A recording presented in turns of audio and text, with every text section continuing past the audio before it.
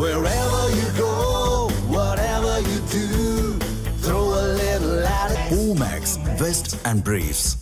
சென்னை அண்ணா நகரில் மின்வாரிய தலைமை அலுவலகத்தில் 18 ஹார்ட் டிஸ்குகள் திருடப்பட்ட சம்பவத்தில் அதிர்ச்சி தகவல் வெளியாகியிருக்கிறது.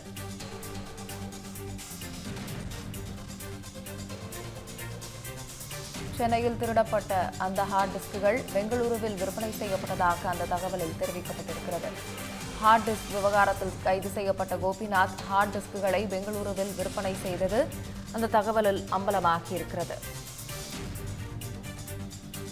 கோபிநாத் விற்பனை செய்த கடையில் இருந்து 35 ஹார்ட் டிஸ்குகளை பறிமுதல் செய்து காவல்துறையினர் விசாரணை மேற்கொண்டு வருகின்றனர்.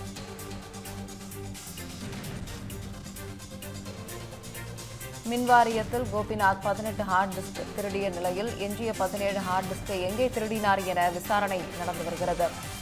இது தொடர்பான கூடுதல் விவரங்களை செய்தியாளர் வினோத் வழங்க கேட்கலாம். வினோத், வணக்கம். சென்னையில் திருடப்பட்ட 18 ஹார்ட் டிஸ்குகள் பெங்களூருவில் விற்பனை செய்யப்பட்ட இந்த நிகழ்வு எப்படி வெளிச்சத்திற்கு வந்தது? இடைப்பட்ட இந்த காலகட்டத்தில் என்ன நடந்தது? விசாரணையில் தெரிய வந்திருக்கிறதா? விவரம்.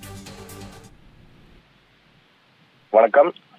அண்ணா சாலை மின்வாரிய தலைமை அலுவலகத்தில் 18 ஹார்ட் டிஸ்குகள் திருடப்போன சம்பவம் என்பது தொடர்ந்து பெரும் பரபரப்பை ஏற்படுத்தி வருகிறது. குறிப்பாக கம்ப்யூட்டர்களை பராமரிக்கும் தனியார் நிறுவன ஊழியர் கோபிநாத்திடம் இந்த சம்பவம் தொடர்பாக ஏற்கனவே நேற்று அவர் கைது செய்யப்பட்டு அவரிடம் தொடர் விசாரணை என்பது நடைபெற்று வருகிறது. இந்த விசாரணையில் தான் பல்வேறு தகவல்கள் தற்போது வெளியாகி கொண்டிருக்கிறது. குறிப்பாக பெங்களூரில் உள்ள ஒரு கடையில் இவர் ஹார்ட் டிஸ்கை விற்பனை செய்ததும் விசாரணையில் தெரிய வந்திருக்கிறது.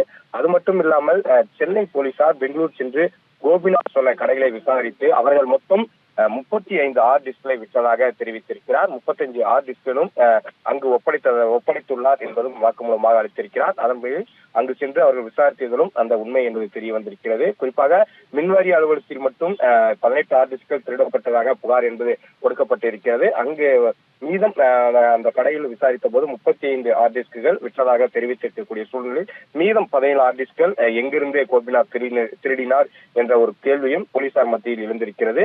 தொடர்ந்து கோபிநாத்திடம் போலீசார் நேற்று விசாரணை நடத்தையில் முதலில் ஒரு மின்வாரிய அதிகாரியின் பெயரை கூறினார். மின்வாரிய அதிகாரியின் பெயரை கூறியதன் பேரில் அவரிடம் விசாரணை என்பது நடத்தப்பட்டது.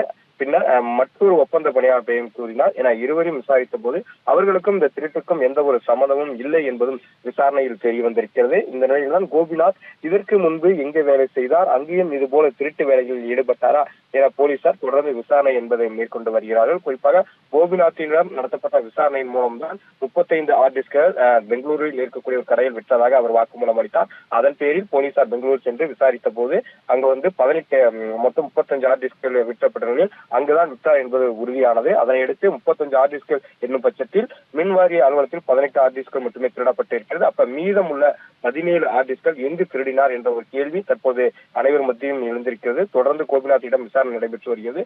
இந்நிலையில்தான் கோபிநாத் தற்போது இன்னும் சற்று நேரத்தில் எழும்பூர் நீதிமன்றத்தில் அவர் வந்து ஆஜர்படுத்த இருக்கிறார். அதன் பின்பு அவரிடம் தொடர் விசாரணை நடத்தப்பட இருக்கிறது. அதே சமயம் இந்த வழக்கில் யார் தொடர்புடையவர்கள் என்பதெல்லாம் தொடர்ந்து சிந்தாதிரிப்பட்டி போலீசார் தொடர் விசாரணை என்பதை தற்போது தொடங்கியிருக்கிறார்கள். இந்த நிலையில்தான் தற்போது முக்கிய தகவல்கள் இதெல்லாம் தற்போது வெளியாகி இருக்கிறது. விவரங்களுக்கு நன்றி வினோத்.